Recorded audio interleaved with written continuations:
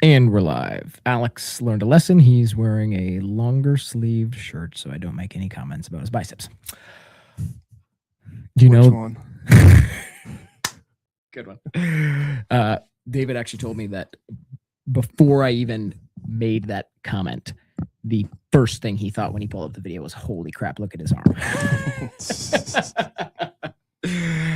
All right, boys. So here's actually the whole reason why it was like, shoot, we need to launch the Diatribe brand publicly and on the internet, because nothing really exists if it's not on the internet, right?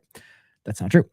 It's because of what we're doing today. We are launching what is so creatively called the Diatribe Challenge. If you've got a better name for us, reach out, let us know.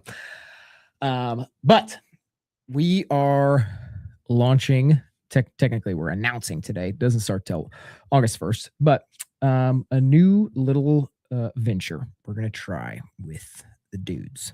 So the basics of it are, this is a 43-day challenge. We'll get into the significance of 43 days here in a little bit. But the goal of this, primarily, number one, is to engage men. Okay, to engage men, and to put a little hook out there and try to get some dudes motivated to do something physical. Okay,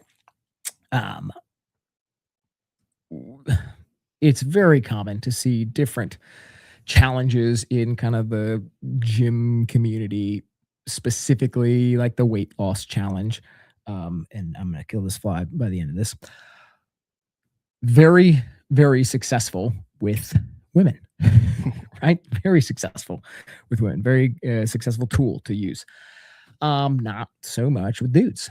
However, what was it? A couple month or two ago, I came to you guys and I was like, hey, you know, the 75 hard, that seems to have some traction with dudes. And guys are just into that, right? But the problem is we would teach some things a little bit differently. Oh, thanks. Robert wished me a happy 50th birthday. We would teach things a little bit differently. And part of it would be to tone some things down from what that is to actually be building some healthier habits. And the other thing would be raising the bar, as far as, especially, I think the recommendation there is follow a diet. No, we want to have a lot more to say about that. So basically create something hard. Like, this is not going to be easy. Even for, you know, Alex and I, who have done this stuff for a long time, there's going to be components of this that are very challenging. And because of that, I think that is exactly the thing that guys will gravitate towards. So, did I miss anything there in the primary lead up? No, I don't think so. Okay, great. So here's the main goal right now, is just to kind of give you a little bit of a preview. Okay, give you a preview of what this whole thing is going to look like. All right. So, day one, August 1st, we are going to meet. We have not finalized the location yet. That probably would have been a good thing to do before getting on here, but one of the trails in West Davenport. We're going to meet up for a kickoff event, and we're going to ruck. So, we're going to do a long, low intensity, long duration aerobic activity to kick off day number one, because day number one is going to be a fast. All right. So, do you maybe want to dig into a little bit of why a longer aerobic effort would be a good idea beginning a fast? Why it would be a good idea beginning a fast? Yeah.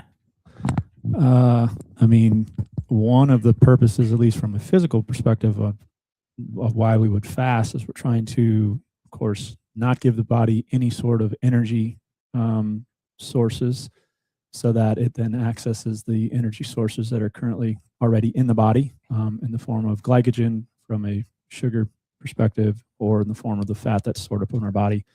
from our fat perspective, being that sugar and fat are the two sources of energy that we have as human beings. So when you do really any type of exercise, but yeah, long duration, low intensity exercise, you're kind of setting up the body to go deeper into that sort of thing. You're actually accessing some of those stores already. So then when you go to the fast, you're putting yourself in a spot where you can get deeper into a fast without having to go as long. That would be at least part of it. Is it better to do a long aerobic or like a high intensity? Does Well- it matter? Or? But yeah, I mean, obviously, if you want to go for the glycogen stores, doing the higher intensity stuff is going to get after those glycogen stores. But you're also going to get there, with long duration, low intensity, especially depending on who's coming to this. There's probably going to be some people who are not very what's called fat adapted, meaning their body doesn't really access fat very well and utilize it for energy. So they're going to be using sugar for energy anyway, burning up that stuff. And it'll make basically doing high intensity efforts. They are glycolytic in nature. Mhm. And, granted, we always work out fasted on a Saturday morning, right? No big deal, right? We're going to have energy for that day, Mhm. right? That bout of activity. But as you are not replenishing that fuel, that's when that becomes much harder. Gotcha. Mhm. Right. Yeah. So Robert with prime comment number 2 here. He says, "Oh, I've got a large reservoir of energy to tap into." Me too, Robert. So yeah, that really is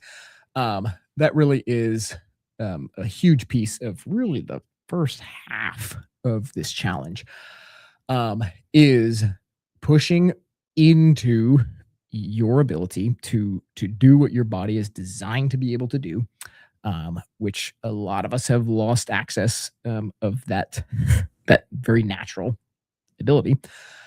Yeah, and get ourselves fat adapted, right? So after the ruck Saturday morning, you're not going to eat anything. You're not going to consume any calories whatsoever on all day Saturday, and you're going to go to bed Saturday night without having consumed any calories. Okay. So, literally water and salt. Okay. Water and salt are the only things you're going to consume on Saturday. I'm going to maybe touch briefly on the importance of salt on that day and like the first few weeks here. Yeah, I mean, so salt is extremely important. Well, a number of different minerals are important that would be found in specifically sea salt, but there is, when you are taking in water, our bloodstream could have too much water or not enough water, or too much salt, not enough salt. I mean, most people are just concerned about having too much salt in their diet, but in reality, most people actually don't have enough salt, and they're significantly dehydrated, don't have what are called the electrolytes or the minerals necessary for some important functions to happen in their body. Most importantly, in terms of this physical aspect here, what we're talking about would be muscle contraction. So we don't want to, although we're going to be starving our body from macronutrients, fats, carbohydrates, and proteins, we don't want to miss out on some of the micronutrients, so the kind of basic minerals that are necessary along with H2O. So we'll be taking in water, because one of the most difficult things about fasting would be, all of the symptoms and stuff that can happen when you're fasted that causes somebody to give up. If that is because you're just depleted of minerals, the salt can be important to. Yeah. So a really common thing that gets thrown around is what's called the keto flu, right? Feeling like absolute garbage when you're kind of in this transition period of fat adapting. And what I found is the two primary things are, one, just you going through the fact that, hey, you're feeling extremely low energy because your body's so used to having sugar readily available at all times. Mm-hmm. But then the second would be you're dumping sodium, you're dumping minerals, and you're not replenishing them, right? And the body tends to respond just like it responds to too much sugar in the blood. It has a very similar response to not enough salt in the blood. So if we're trying to get rid of, I mean, we'll probably get into all the reasons during this challenge of the whole insulin resistance stuff and metabolic flexibility, those type of things. But if that's one of the things we're trying to work against from being so insulin resistant, having too much sugar in your blood, we definitely wouldn't want to complicate that problem by not having enough salt in the blood. Yep. Okay. Robert's asking two very good questions. So first question he asked is coffee okay? And generally on a fast, coffee would be a great idea. But because we are men and we're doing hard things, we are not. We are not going to be consuming any caffeine either for this first week. We will get to the second week, and you'll be happy to hear about the addition to the diet on week 2. But starting August 1st, no, there will be no consumption of caffeine that day. Second question from Robert. Element, good to drink? Also a very good question. Also a very similar answer. One caveat. So, yes, right, salt and Element adds a couple other electrolytes into there. Phenomenal thing while you're fasting. For at least this first week, we'll have to decide on when some more specific things in there get added in. But for this first week, the flavored and sweetened elements, no, those are gonna be a bad idea. Those are gonna be off limits. However, they do make a raw element that is I mean, just salty water. And Have fun. I could put in an order for some extra boxes of the raw flavor. Yeah, that would be a phenomenal idea. Okay, so Saturday you go to bed. You go to bed and you have not eaten since Friday night. Sunday, when are we going to start eating? So the ideal is we're going to break the fast with the Lord's Supper on Sunday. So every week you are going to have an allotment of bread and wine weekly, and boy, you're probably going to enjoy it. This would be great if all of a sudden for the next 6 weeks, if the portions of bread continue to grow significantly, getting a little weekly snack up there. All right, so you're gonna break your fast with the Lord's Supper on Sunday, and week number one, you're only gonna add in one thing on top of your water and salt. And that one thing is meat. Okay? Week number 1, meat. Meat, water, salt only. Why are we starting here? It's so what we want by the end of this thing is to have a diet that nourishes the body well, right? And meat is going to be the most nutrient dense food that we can take in. So we're going to be able to get all the nutrition that we need by eating the meat, as long as you're eating, a variety of meats and the right meat. This doesn't mean hot dogs, salt and water, Oscar Mayer hot dogs, salt and water, but that would be what we're doing. So we're trying to do something hard. We're trying to eliminate anything that could be inflammatory or you might be allergic to. And most of the time, meat is not inflammatory or nobody has any sort of allergies to it, unless your name's Jared Falcon. Yeah, we'll get back to that later. So the part of what we're doing through these 6 weeks and through this kind of 6-phase progression is we're building out what we would teach as like the optimal human diet, right? And so this is kind of the bedrock, right? The foundation for any good diet, Robert says, "Why are we starting here? Because we're men." Great answer. Great answer, Robert. I'm also trying to watch the time here. I think we're good to kind of park it on each of these for a little bit.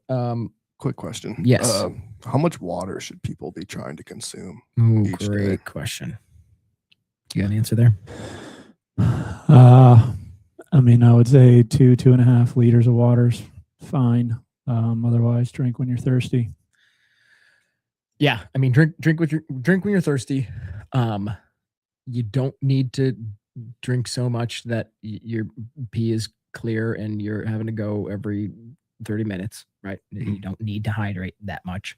Yeah. So one thing, This so fly. I is know, killing me. right? Right. This is great. It's a little sideshow happening here. One of the things that everybody is going to grow in is just your own intuition, right? Just your own, you're going to understand your body. You're going to understand kind of signaling that your body's giving you over the course of this. And hydration is probably going to be one of them, especially early on here when it's one of the only things that you're consuming, right? So yeah, building that intuition and recognizing, I think for a lot of guys. So here's one thing: we're not going to put any quantity limitations on any of this stuff, right? Nope. So because of that, like you're probably, I'll tell you something you're probably going to run into, especially within the first couple of weeks, is you're going to feel whether it's hunger or just like you want to be consuming something and you realize, hey, maybe you drink some water and all of a sudden, oh, whatever I was feeling maybe it was just thirst, right? Maybe it was just my mouth wants something, right? I'm not actually hungry, right? You're going to get way more in tune with a lot of things like that. Yep. Okay, so This fly seems to like your face. It's killing me, man.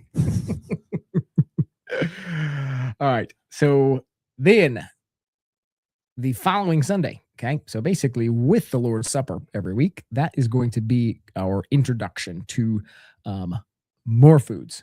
You have made it through the week, and we will celebrate by opening up the floodgates just a little bit. There's a little bit each week. Okay. So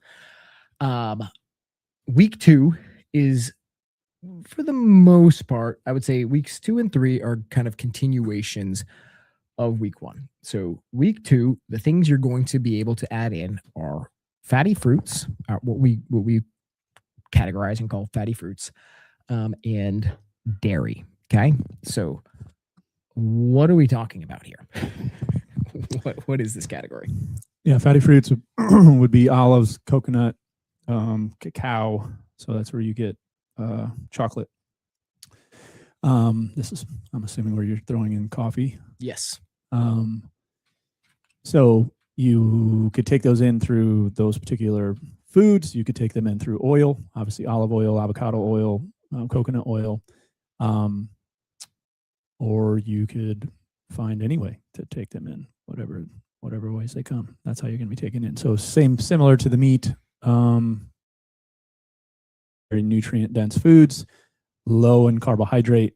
So as we've started with the fast, we're trying to bring down insulin levels, trying to bring down blood sugar levels, get our bodies more metabolically flexible, reduce insulin resistance. Meat's gonna, for a week, and just salt and water is gonna continue that.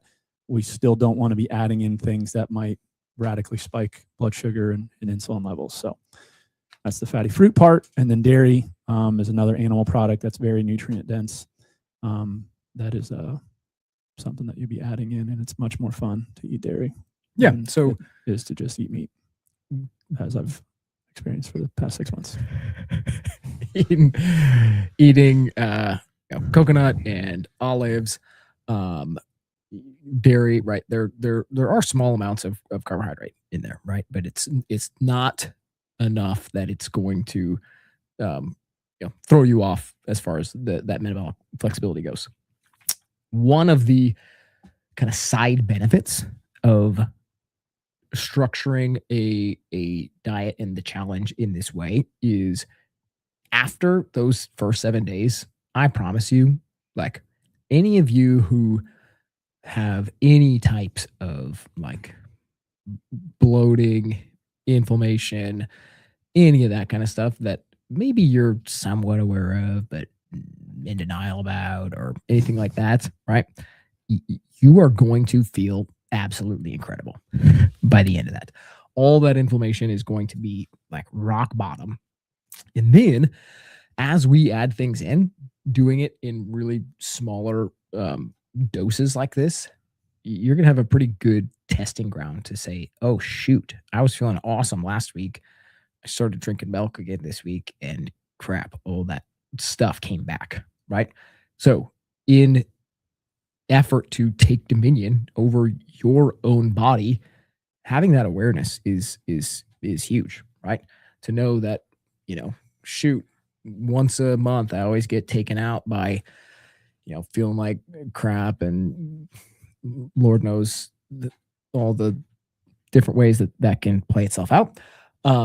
And it's like, hey, if the only thing that needed to happen is you quit, consuming X, Y, or Z, and you're going to eliminate that problem from your life. It's like, dude, right? Figure that out.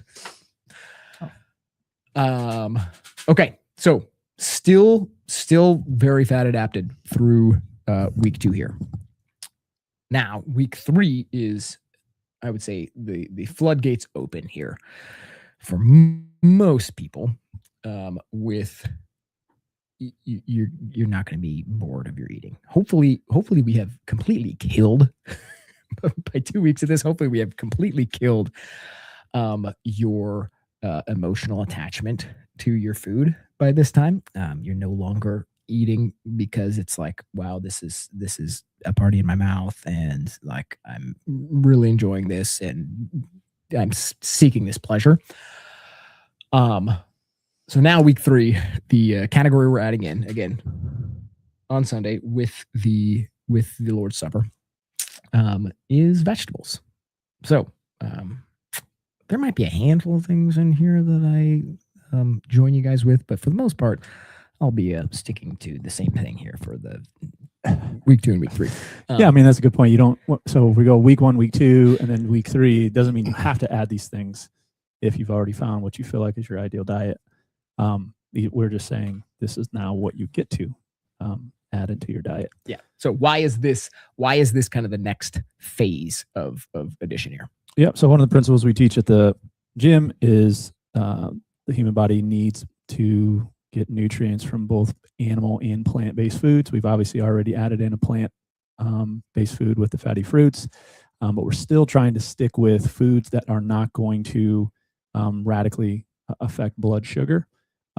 If you are coming from a state of being highly insulin resistant, then these people can really just look at food that is carbohydrate and their blood sugar goes up. So we're trying to avoid as much of that as possible, and vegetables are going to be still low carbohydrate. I mean, they are carbohydrates, but they're going to be very low in a glycemic index type thing. So they're not going to radically impact blood sugar or insulin. The other thing is part of health is your digestive health, and part of digestive health is the bacteria that makes up your digestive tract. And we know through kind of natural revelation, or you could call it research, that microbiome there's microbiome improvements with a variety of plant-based foods. So a variety of vegetables, a variety of fruits. So the more variety you get with this particular category, more variety of plants that you eat, the better healthier your microbiome is going to be. Yeah. So what we mean by vegetables are, so leafy greens, okay, lettuce, spinach, kale, all those sorts of stuff, Brussels sprouts, that whole category of stuff. Kind of the offshoots of those being like your broccoli and your cauliflower. We mean probably like This would be onions. Yep. That type of stuff. Onions, tomatoes, peppers, Garlic, cucumbers, all of these things. Here's the deal. You can pretty much consume your stomach's fill of these things, and you are not going to ever add up to anything significant as far as a carbohydrate count or a calorie count, right? So, if you're getting a little sick of your meat by this time, don't stop eating it. However, you can now add in as many vegetables as you'd like. Okay. Any comments there? No. Great. All right. So week 4. Here's where I will be really, really looking forward You to. did forget to mention that's when you eat gazpacho. Oh yeah, we get gazpacho in Adam week. Cold vegetable soup. Yeah. Week 4 is the week where, man, there's a certain type of feeling good that everybody will have, that low inflammation feeling. But week 4 is the week where now when you try to sprint on the assault bike, you're going to feel like alive again. Okay. So week 4, we are adding in the large category of sweet fruits. Okay. Sweet fruits being actual fruits, not the fatty fruits, right? Actual fruits that have fructose in them. Apples, oranges, bananas, Berries. watermelon, berries, right? The whole gamut of fruits. Okay. So the question I'd want to ask is why is fruit the first form of dense carbohydrate that we are adding in here? Easily digestible. So we're actually going to when we take it in, it's going to be a lot faster. Your body's going to be able to absorb a lot faster than it would with the other ones that you're bringing in later.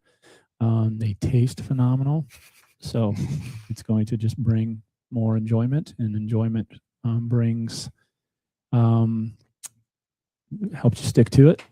What we're doing, and yeah. I mean, I think that's probably the big thing. So like you mentioned, we need to fuel now our activity. So you want to do that with primarily fruits. Yeah. So while one of the major problems that we're working against is the lack of metabolic flexibility, right? People's inability to burn fat and utilize it for energy. We don't think zero carb is a super thriving state for most humans. Okay. So we are building out the complete diet that we think is optimal. Yes, we think it's good to use these other tools like carnivore, like a ketogenic diet, right? To maybe be almost therapeutic, right?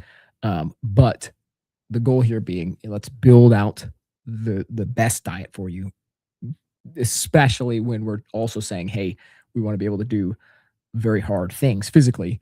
We got to have some carbohydrate, right?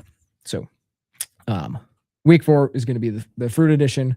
Week 5, we're calling that the starch edition. Okay. What are the things that we're going to open up in week 5? So this is where you're going to be bringing so beans and stuff like that. Well, what type of starch are you talking about then? Just potatoes? Okay, fine. Maybe we need to redefine. Yeah, maybe this is just potatoes. Week 5, we get potatoes. 5, we get potatoes and sweet potatoes. Yeah, I mean, the starch is just a more complex sugar. So fruits are going to be more simple sugars. Starches are going to be more complex. So yeah, if we want to do just potatoes and sweet potatoes, that's fine. Then add in the legumes and the grains. Yeah, that works. Last week. That's probably a good idea. So we're audible on the fly. Forget I ever said the word starch. We're just talking about potatoes here. So then week 6, basically this is like where we're opening up what we would consider our real food diet. Okay. So grains are a part of that. Legumes are a part of that. Right. However, like I said, basically I only have 3. Never mind. Week 3 and week 6, they don't really apply to me. Right. There's no more things there that I'm gonna be adding in. But these things can be a good, healthy part of the human diet, right? And so that's kind of the full practice of of eating real food, right? Things that God has made. We'll still definitely be talking about, hey, what are the best ways to enjoy your wheat or your rice or blah blah blah. But essentially, that's kind of the doors opening, right? Yep. Anything I missed on that one? Are we seasoning food with just salt all the way through, or Great question. adding some things in with vegetables in week 3? Yeah, I would say week 3 is probably the time where you open the floodgates away from salt. Wouldn't we say? Yeah, that's fine. Yeah. Spices and herbs. Yep. Most of those are vegetables. Honey on week 4. Yes, sir. Although that is an animal food.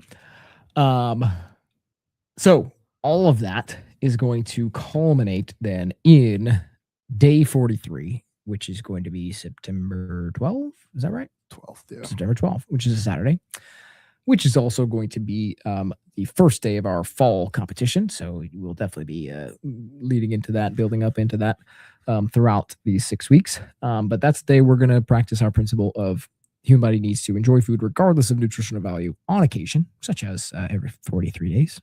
Maybe a little bit more for most of the time. But we'll celebrate, fully practice the last principle there. Yeah, it's gonna be a great time. So we didn't actually mention any of this other stuff. I know it is 2:45. If you or both of you need to leave, it also sounds like somebody's out there. Oh, really? Yeah. Yeah, the door just You opened. want me to check? How about this? You state those 5 things, and I will. I'll see who that is. Yeah. So in addition to the diet, which, as Jarek was saying, is going to be the most difficult aspect of this whole thing, there's also some requirements, daily requirements. One of them being you're going to have to get 10,000 steps in every day. So this is just encouraging movement, being less sedentary, which all of us are too sedentary. Even those of us that work out, more than likely, we're still sitting a lot throughout our day. So we're trying to figure out how to get at least 10,000 steps in. We're going to have a daily Bible reading plan. We're going to be going through over the course of those 43 days, just reading 1 chapter a day of the Proverbs and Ecclesiastes. If you have already a Bible reading plan, then just do that in addition to that Bible reading plan. If you don't have Bible reading plan right now, I would say start with what we're doing. If you feel like as you get into it, get a rhythm of reading more, then definitely do it. But required reading is those 2 books.